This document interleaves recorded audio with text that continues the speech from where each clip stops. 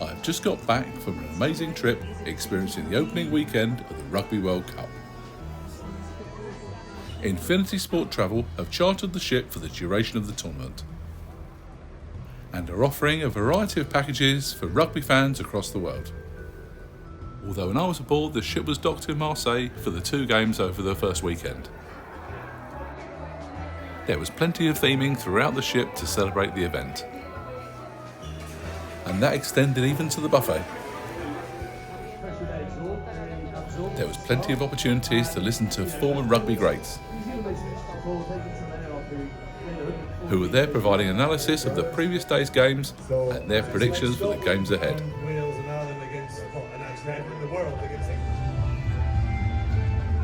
This was going to be an experience that no rugby fan on board was ever likely to forget.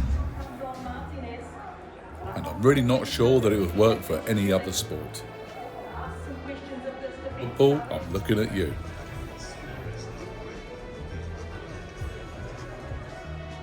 And for a little bit of background, France is hosting the Rugby World Cup this year across 9 different venues.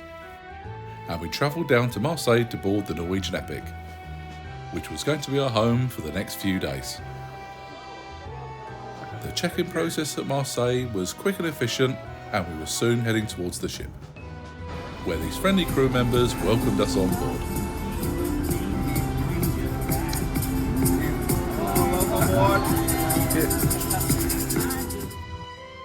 We had a standard balcony cabin, and on the bed there was a gift of a couple of Rugby World Cup lanyards. The cabins are a good size, the bed's really comfortable, and the room was clean. I'm not sure you could ask for anything more.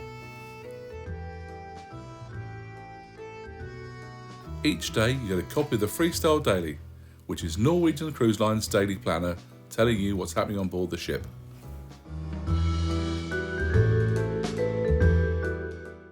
And there was also the Daily Scrum telling you about all the specific Rugby World Cup entertainment.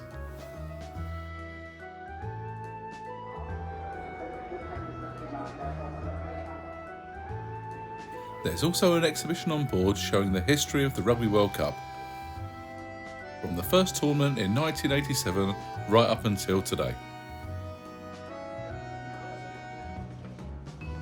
You can also learn about the early origins of rugby,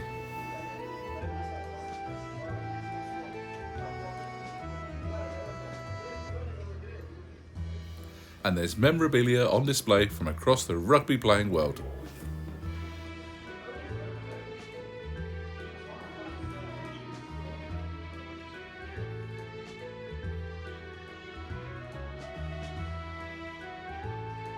However, the question still remains, who's going to win the Rugby World Cup 2023?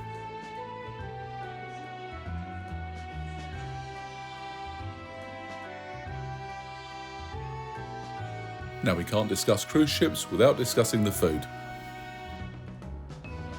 There are 2 complimentary main dining rooms on board the Norwegian Epic.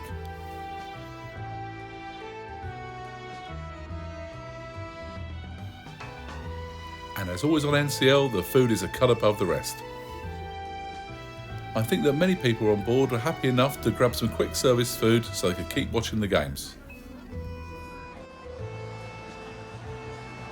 And considering how great the buffet is on Norwegian Cruise Line, I don't blame them.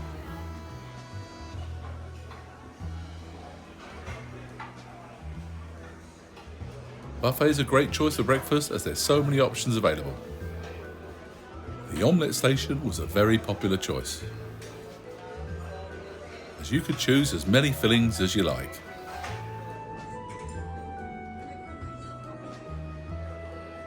Probably the busiest restaurant on board the ship was Ocean's. It's open 24 hours, so you can go and get your breakfast in the morning and have a late night snack after the game.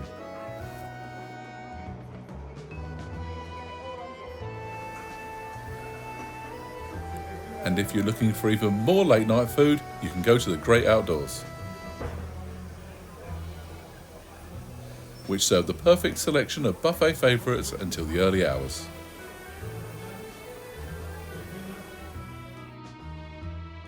And if you're going on a rugby cruise, I think it's safe to assume you probably like a drink or two. as the Epic has a wide choice of bars serving an amazing selection of drinks. Having a cocktail in the sun, chilling out, watching the rugby, not much better than that. There's a choice of drinks packages to suit all tastes, or you can just pay as you go. Infinity Sport Travel set up the rugby hub on the main pool deck. I think the highlight of this was the stage being set up so that former players could discuss the games. The game and build the game, step by step without being, too confused. Brothers, Okay. so So it's like Scotland and Wales and Ireland against, and actually everyone in the world against England, is that it? Go ahead. I was trying to look for a good example. Maybe that one is no, but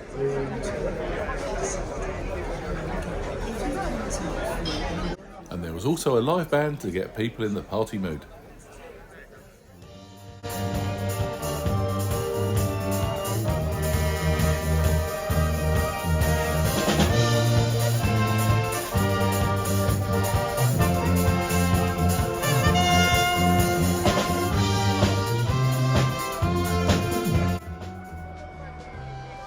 And then it was time for kick-off of the opening match between the host France and New Zealand.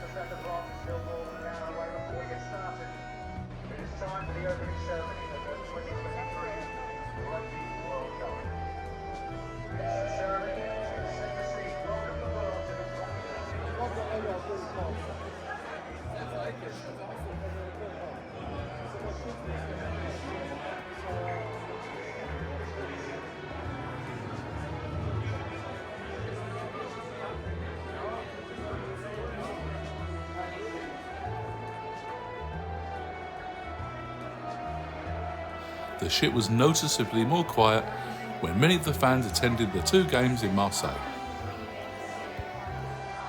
which were England versus Argentina and Scotland versus South Africa. And the majority of fans on board were from those four countries. And there were quite a few French people on board too, probably because they couldn't get a hotel room in Marseille.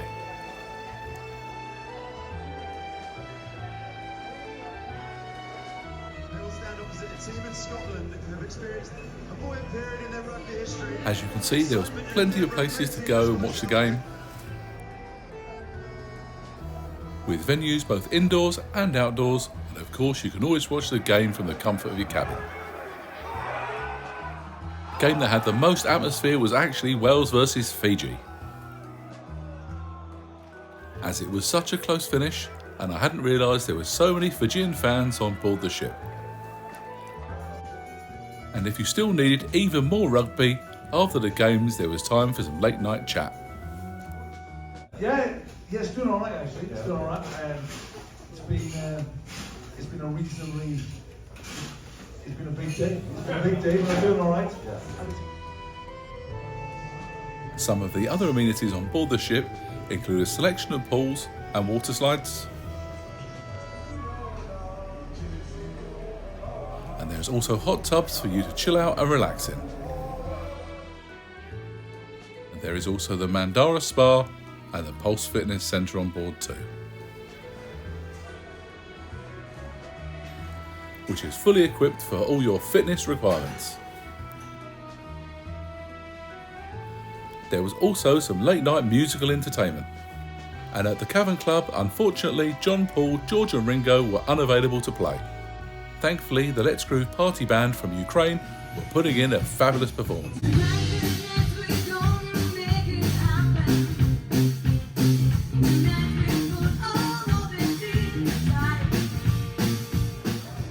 And the highlight of the entertainment aboard the ship was the Howl at the Moon dueling piano show, who put on an amazing 4-hour performance.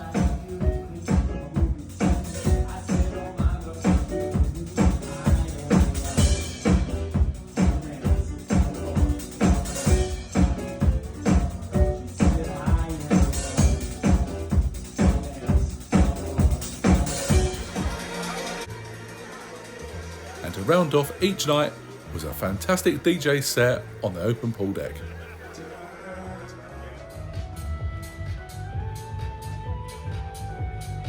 Who are playing a great selection of the latest club hits.